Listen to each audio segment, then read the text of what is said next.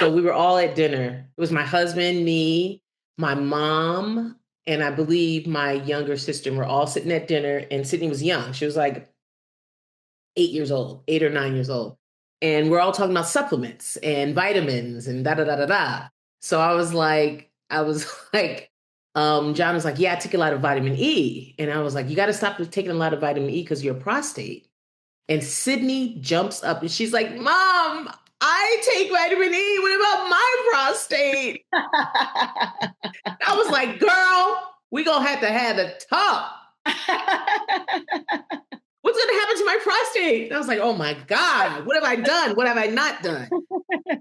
My mother was mortified. She was like, does she know she has a vagina, right? She knows that. I was like, I don't. Well, I mean, to be fair, do we have Adam's apples? I don't. Do we have it? We definitely don't have prostates. I know that.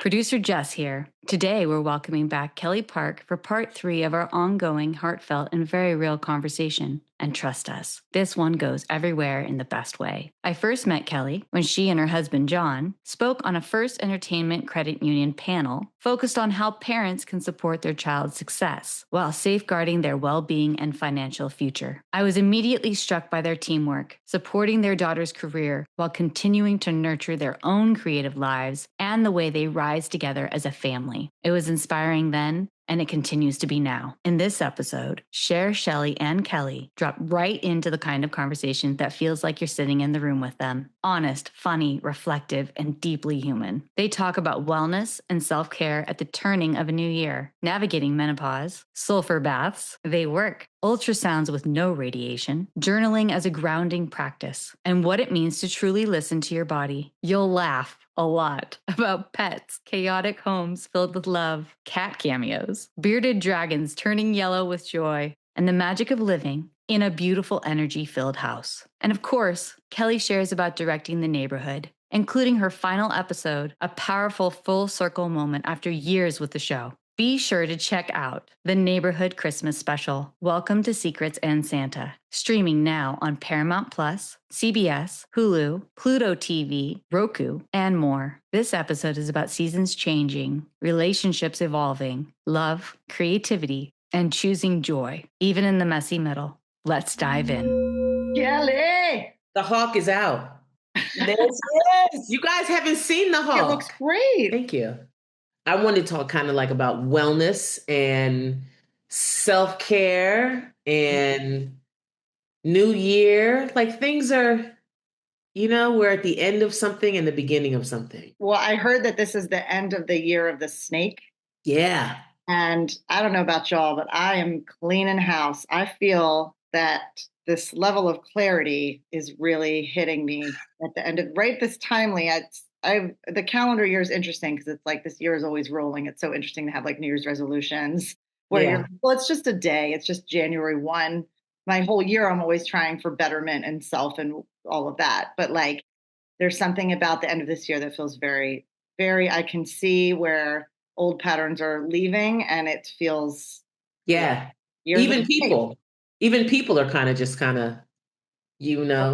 everything has a season. And I'm learning that. Even human beings, like people that were in my life that I believe that were going to stay in my life have miraculously kind of, faded away out of my season. And it's not a sad thing. It's an opportunity for other things to come in. And I'm just at that place. Yeah, girl, I feel you. It's really, there's a pain that can be associated, I think, especially when it comes to like relationships or friendships or family that when you find that the dynamics of them, they like, they like part ways or something or something like that. It can be painful when you shed no longer, and you see that when your kids grow up. It's like the friends that you used to have when your kids were really little have changed now that they're in an older school or something, and like that shift and how you have to let that go and let that be. But it can often feel painful when you are sentimental or nostalgic around the relationships that you have had for a long time or something, you know?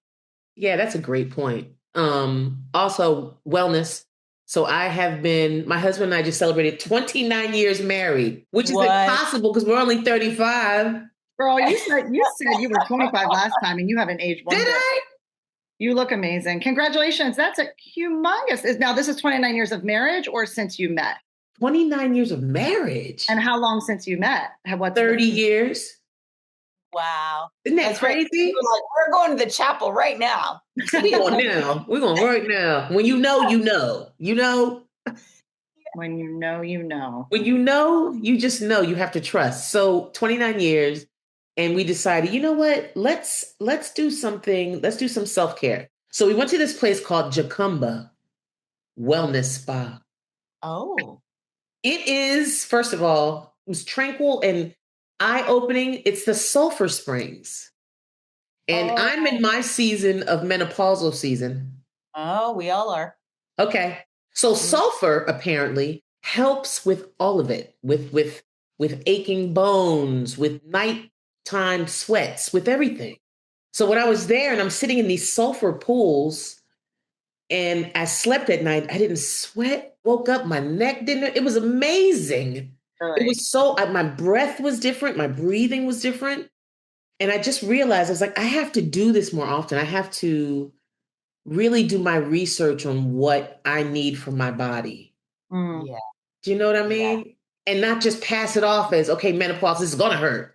It doesn't have to be this way. There are different wonderful things that we can do that don't cost an exorbitant amount of money.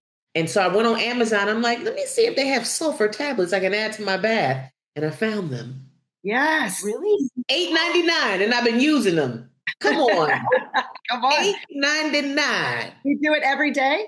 Every day. I just get in the tub, I drop those in, and there's a relaxation. My skin feels great. It's amazing. That's so fascinating. The properties in sulfur really help to distinguish all of those. Extinguish. Did I say distinguish? Oh, my language skills these days.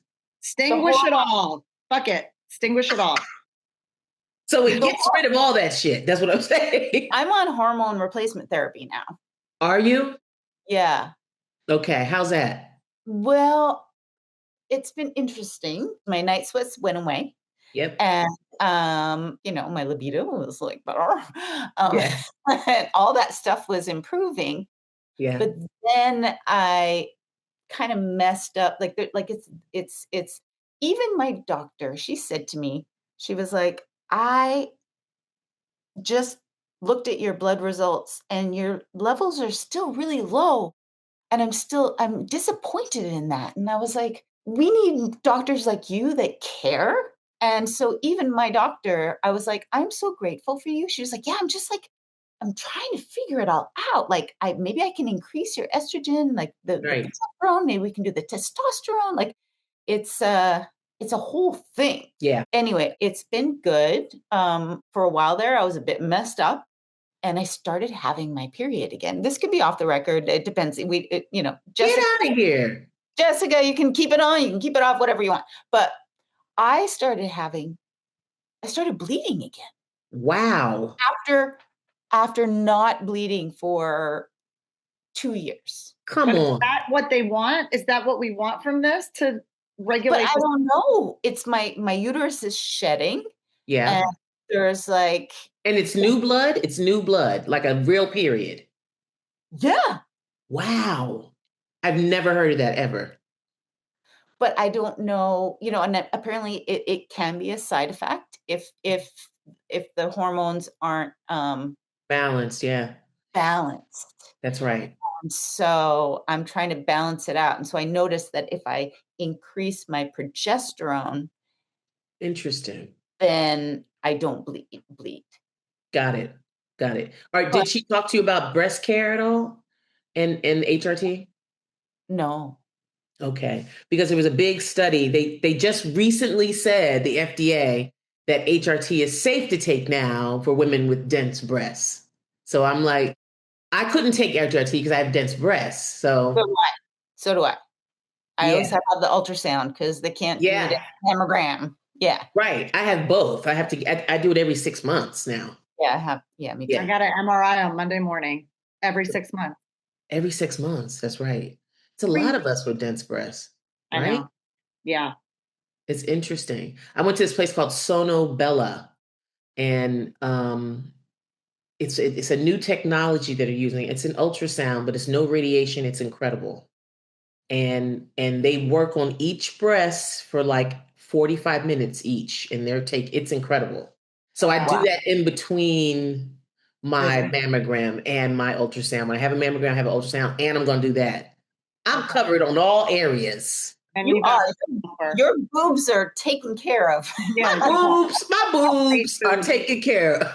They are loved. My boobs are loved. Okay.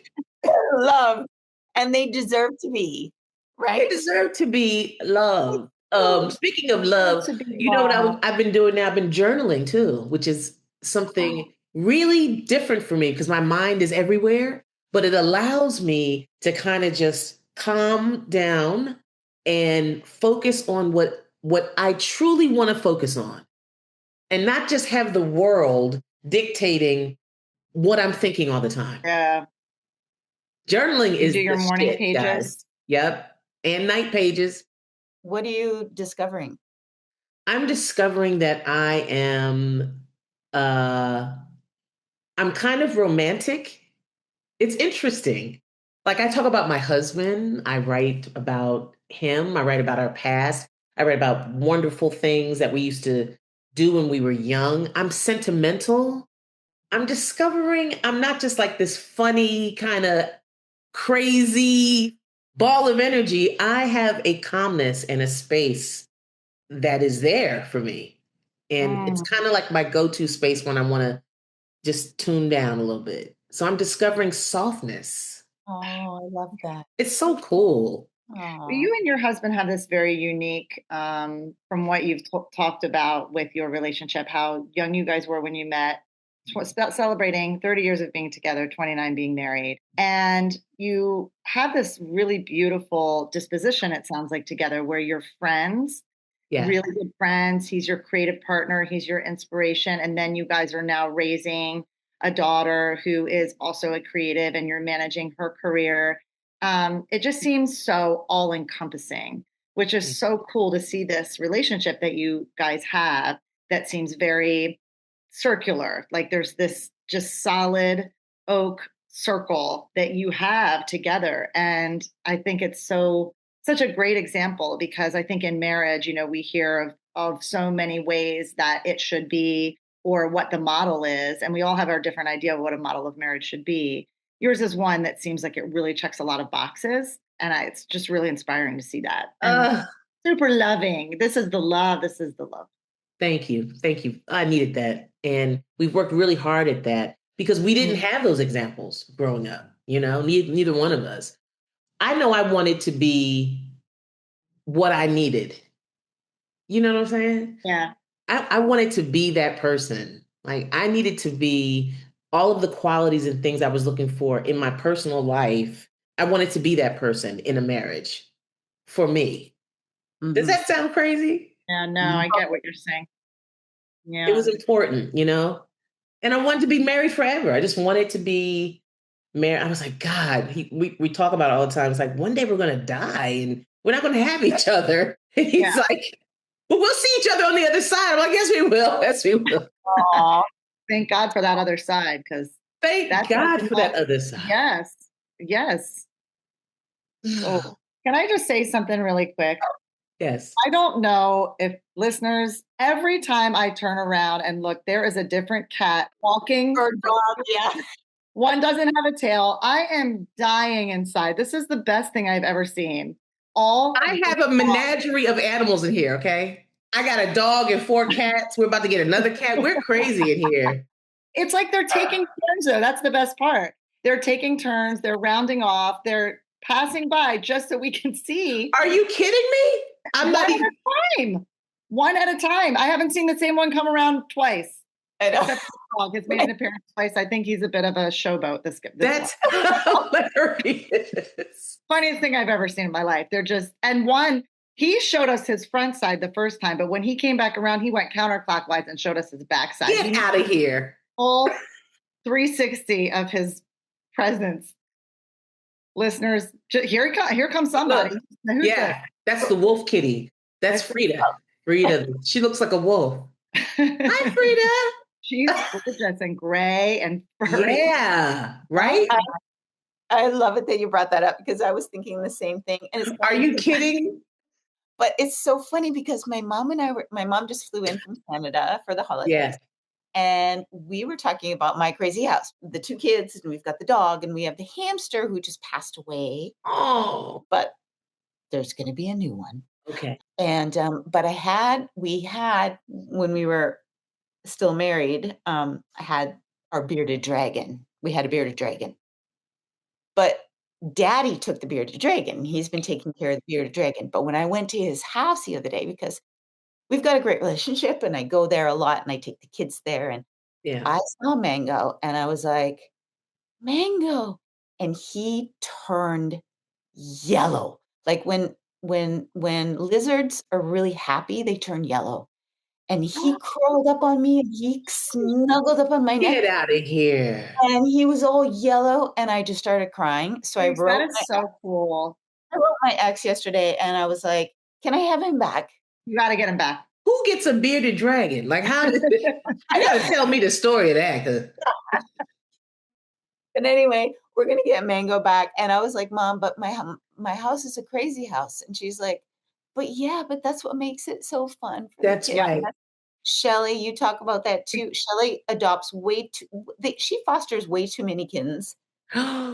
Like Shelly, you're. How do you do that? How do you foster? I would keep all of them.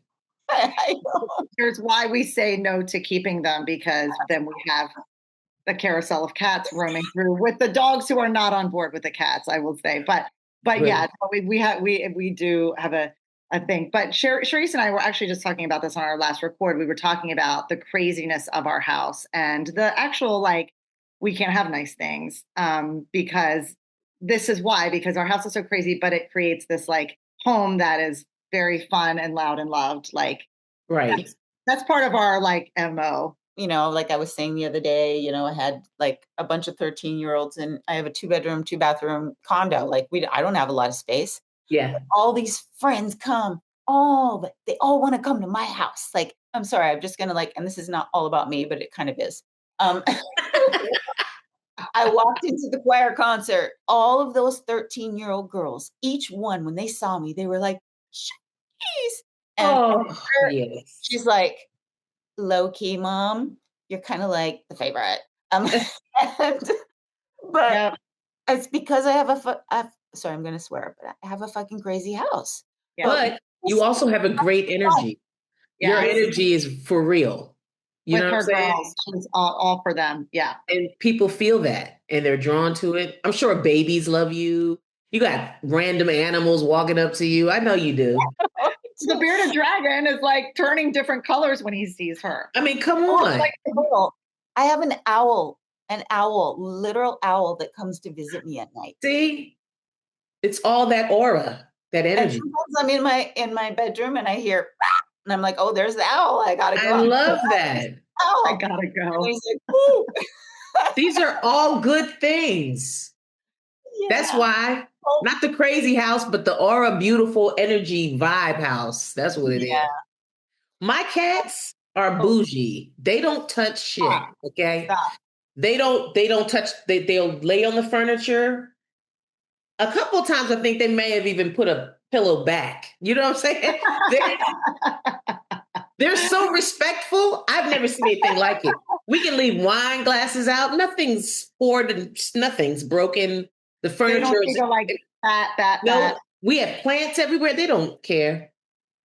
They're bougie. They lay and they eat. That's all they do. Oh my God.